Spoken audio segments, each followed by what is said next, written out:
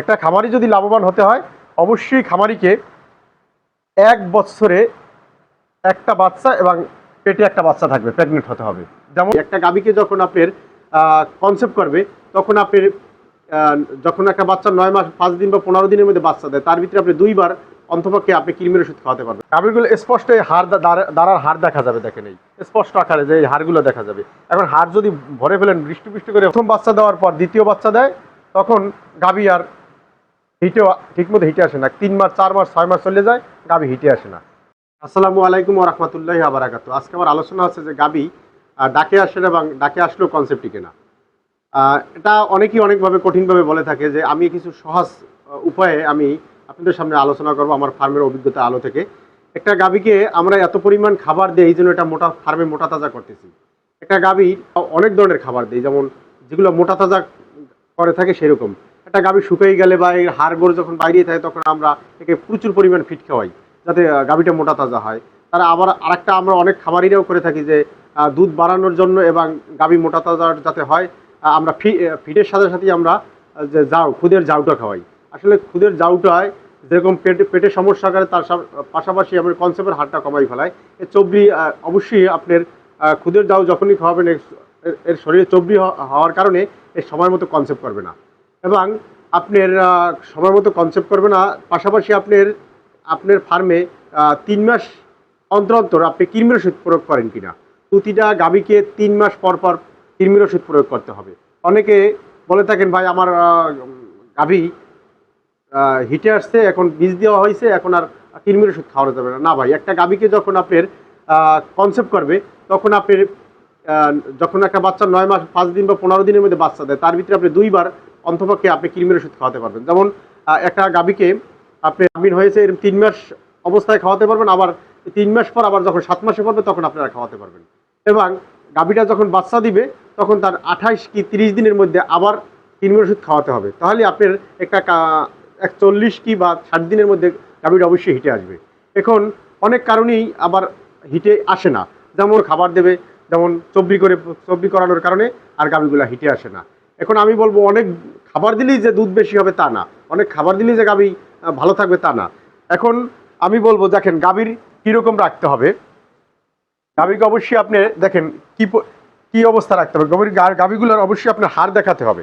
এই যে দেখেন, আমি দেখাইতেছি, এই গাভীগুলো স্পষ্ট এই দাঁড়ার হাড় দেখা যাবে, দেখেন এই স্পষ্ট আকারে যে এই হাড়গুলো দেখা যাবে। এখন হাড় যদি ভরে ফেলেন বৃষ্টি বৃষ্টি করে ফেলান, সেক্ষেত্রে দেখা যাচ্ছে আপনার গাভী আপনার টিকবে না, কারণ আপনি এটা চর্বিযুক্ত হয়ে যাবে, তখন আর কনসেপ্ট টিকার সম্ভাবনা থাকবে না। দেখেন এই কন্ডার হাড়গুলো, এই যে হাড়গুলোর যে গাভীটা অনেক দুধ দেবে, অবশ্যই আপনার এই হাড়গুলো বের হয়ে থাকবে।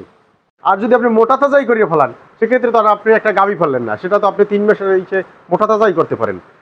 আমি আবারও বলবো, গাভীকে অবশ্যই হৃষ্টপুষ্ট না করে, খুদের জাউ না খাওয়ায়ে, আপনার অতিরিক্ত খাবার না দিয়ে আপনি গাভীকে একটা ফর্মুলায় খাবার দিয়ে, প্রোটিনযুক্ত খাবার দিয়ে আপনি গাভী লালন পালন করেন, অবশ্যই আপনার গাভী সময় মতো হিটে আসবে এবং কনসেপ্ট হবে।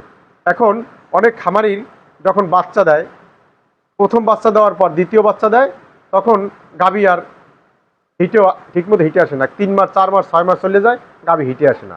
সে খামারি অবশ্যই লসে পড়বেন। একটা খামারি যদি লাভবান হতে হয় অবশ্যই খামারিকে 1 বছরে একটা বাচ্চা এবং পেটে একটা বাচ্চা থাকবে, প্রেগনেন্ট হতে হবে।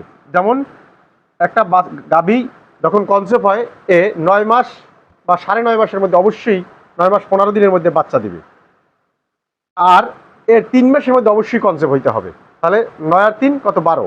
তাহলে 12 মাসের মধ্যে একটা বাচ্চা থাকবে এবং আরেকটা কনসেপ্ট হবে, পেটে থাকবে। তাহলেই খামারি লাভবান হতে পারবেন। এখন অনেকে বলে থাকেন, ভাই আমি তো ঠিকভাবে ফর্মুলা খাবার দিছি এবং প্রপারলি কাঁচা ঘাস দিছি। আর অবশ্যই ফার্মে কাঁচা ঘাস দিতে হবে। আপনি কাঁচা ঘাস না দিয়ে আপনি যদি দুধের ফার্ম করেন, ডেয়ারি ফার্ম করেন, অবশ্যই আপনি লসে পড়বেন।